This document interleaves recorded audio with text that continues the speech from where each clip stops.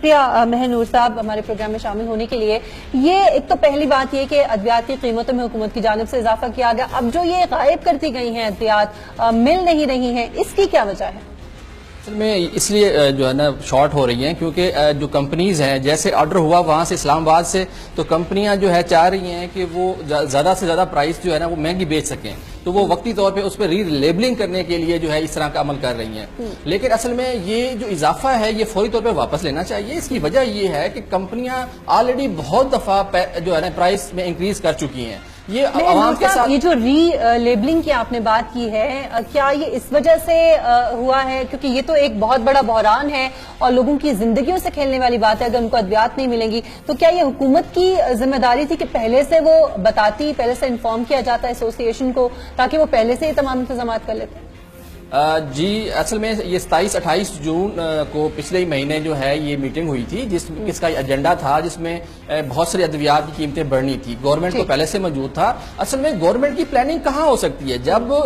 صوبے میں نہ پورے ڈرگ انسپیکٹرز ہوں گے, نہ ہاسپٹل فارماسسٹ ہوں گے, نہ بلکہ ابھی جو ریگولیٹری اتھارٹی ہے وہ فارماسسٹوں سے جو جابز کرا رہی ہے وہ بغیر سیلری کے کرا رہی ہے. 1 سال کا معاہدہ کیا ہے انہوں نے, اور جنہوں نے 2 دفعہ انٹرویوز دی ہیں, ایک تو ایچ آر ہیومن ریسورس کا مسئلہ ہے, ایک دوسرا یہ ہے کہ ابھی چاہے پرائس بڑھ جائے یا کم بھی ہو جائے اس کا عام مریض کو کوئی فائدہ نہیں ہونا. اس کی وجہ یہ ہے کہ منسٹری آف ہیلتھ کے پاس کوئی آفیشیل ایسی ویب سائٹ ہی نہیں ہے جہاں پہ اصل پرائس مینشنڈ ہو اور وہ ڈرگ انسپیکٹر وہاں سے ویریفائی کر سکے. کسی بھی میڈیکل سٹور پہ جا کے اس کے پاس تو طریقہ کار ہی نہیں ہے کہ وہ کہاں سے پرائس چیک کرے گا. کوئی ایڈیو ہیلتھ جو ہے یا انسپیکٹر ہے یا عام کوئی بھی بندہ ہے تو وہ تو میکانزم ہی نہیں ہے سرے سے کہ بھئی اگر کوئی دوا رجسٹرڈ ہے یا نہیں ہے, کسی کمپنی نے غلط پرائس لکھی ہوئی ہے یا صحیح لکھی ہوئی ہے, اس کا چیک کرنے کا میکانزم موجود نہیں ہے, نہ صوبوں کے پاس موجود ہے نہ وفاقی حکومت کے پاس موجود ہے. یہ روزانہ جو ہے 2 ارب روپے کی جو ہے کرپشن ہوتی ہے, اور اوپر سے جو ہے ابھی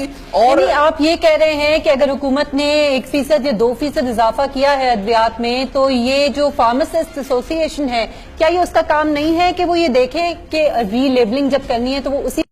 حساب سے اضافہ کرے, یا اس کا کوئی طریقہ کار موجود نہیں ہے؟ جو پاکستان فارماسسٹ ایسوسی ایشن میں اس کا اسپوکس مین ہوں, تو ہمارا کام ہوتا ہے ادویات کی چیزوں پہ نظر رکھنا اور مریضوں کو صحیح ادویات ان تک پہنچانا. یہ کام ہوتا ہے گورنمنٹ کا. گورنمنٹ کو چاہیے کہ جب کوئی پلاننگ کرتی ہے سسٹم ڈیولپ کرے. اب کیا ہے کہ گورنمنٹ کے پاس کوئی سسٹم ہی جب سرے سے موجود ہی نہیں ہے کہ یہ تو میرے خیال میں اگر یہ جو ڈرگ انسپیکٹر جو بیٹھے ہوئے ہیں ان کو تو میرے خیال میں بالکل کوئی اس کا احساس تک نہیں ہے. اب کیا ہے کہ جب پہلے بھی جو ہے نا پرائس ہر سال جنوری میں جو ہے نا بڑھائی جا رہی ہے, اب کیا ہے کہ جب جنوری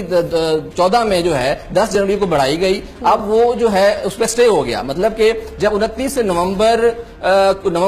13 میں جو ہے اب پرائس انکریز کی گئی, جب پرائم منسٹر صاحب نے 2 دن بعد جو ہے اس کو واپس کیا, لیکن کمپنیاں اور ڈرائیو کی جو کرپٹ عناصر جو اس میں بیٹھے ہوئے ہیں جو یہ فیصلے کرتے ہیں وہ خود کیونکہ کمپنیوں کے مالک ہیں جو سی او ڈرائیو ہیں. اب وہ کمپنیاں اور جو ہے نا وہ ملے ہوئے ہیں کمپنیز اور منسٹری آف ہیلتھ کے جو اعلیٰ عہدیدار ہیں سی او ڈرائیو صاحب اور